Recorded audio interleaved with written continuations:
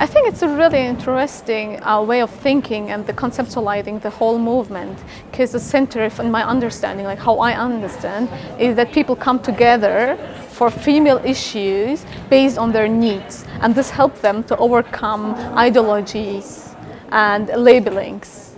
And this would be actually an opportunity as well for Austria to say, okay, we have different female movements coming, and these female movements, what are actually our really needs, how we can come together and build a solidarity. Especially when it comes to like my experience as being like Muslim woman, it's really important to overcome like ideologies. In sense of what's the position, what's the role of religion. Can we accept maybe like a Muslim or Muslim feminist as being equal feminist, like tackling for female women's rights?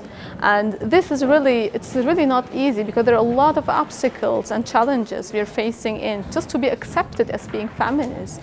Even if you're like label it as feminist or not, because there's a lot of women as well. They're actually tackling for the right, like they are challenged by female rights, but they just don't label them as feminists. But they're still actually in that meaning feminists. Anti-racist, I think that's the question of in which kind of society do we want to live? Do we want to live in a society, in a plural society where everybody can live in that way, how that people want to live, would help us to overcome a lot of ressentiments and a lot of racist attitudes, and will help us automatically to build a common ground, definitely.